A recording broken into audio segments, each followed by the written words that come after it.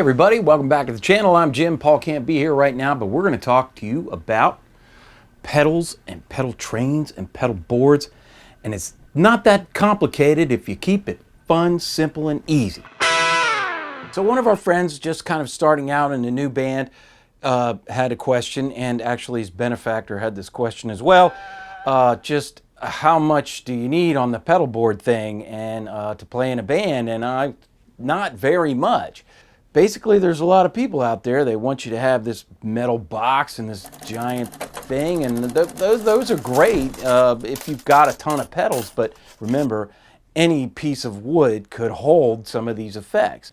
First, I would recommend, if you were just starting out, some kind of overdrive or distortion pedal. This is a Rat pedal. They still make them. You can find them used. It's a workhorse and does a great job of giving you a little bit of a lot. Distortion, filter, so you can tune out some of that Rat, and volume. So it acts like a lead boost pedal. I've had this one for decades. It got flooded on, rained on, spilled beer on, and it still works.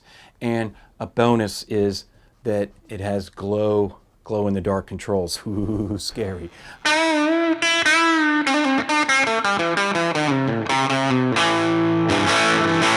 But the sound that I really like with the Rat is the distortion just on a little bit, the filter up at about 1 o'clock, and the volume louder than what I'm playing at. And then that way it acts as a boost pedal, and it tickles the tubes of the amplifier and makes them scream.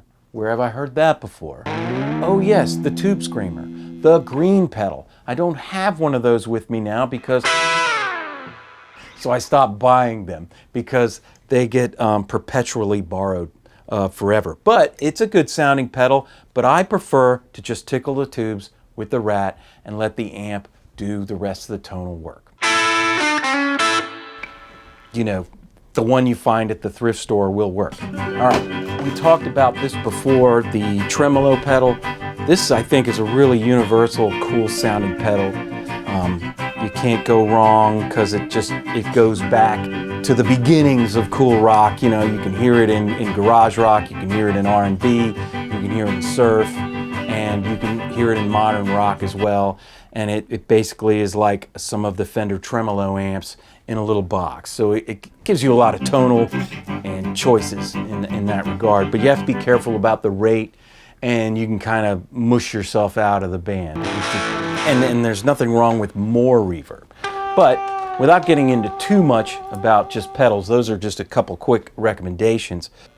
Keep in mind the sound of your amp, the pickups, and how you play is way more important than the pedals on the floor. But they do give you a little extra color, extra texture, and can change the mood of a song or make your guitar sound basically different, which is what's so fun and easy about them, if you keep it simple. This is just a piece of wood I found on the side of the road. You paint it black, you put some Velcro on it, boom, you just saved like, you know, maybe $100. I mean, you don't have to buy the big pedal train thing. The one on the floor I'm using to test out some pedals is kind of my operating madness at the moment, but this is the back of a speaker cabinet. I like to open back the cabinets. I think it sounds better that way instead of throwing it all the way across the room to annoy the bass player. Here's this piece of wood. Well, it's just the right size for a pedal board, and all I had to do was paint it black, put the Velcro on it, you're good to go. Let's talk about boxes, since that's an expense.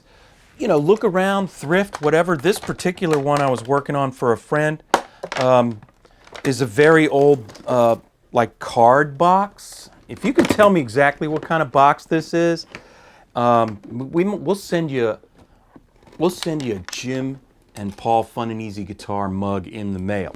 But this is a vintage box, but it's just right for a small pedal board, and we're making that into one right now, and it's going to be fun, easy, small but deadly. Another thing you can try, cutting boards.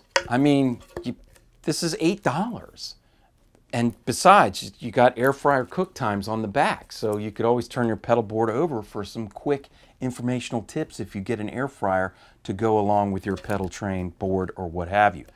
All you need to do is put some Velcro on it, maybe paint it black or stain it or you know, keep it as is in case you need to cut some vegetables on the road, whatever, you know. They come in multiple sizes if you want to go real small. Like I was going to do this just for like a looper pedal and a compressor, just for, you know, something I don't use all the time but want to have it nearby and I can grab it and go. Make it out of anything. Be creative. You're a musician, right? Use a Hello Kitty backpack, an old skateboard, take the wheels off. So size does not matter. It's tone, playing, and fun. You just need Velcro, put it on the board. Bob's your uncle, you're in a rock and roll band. So that's my advice. Take it or leave it. Have fun out there. Don't go changing. And keep on rocking. We'll see you next time.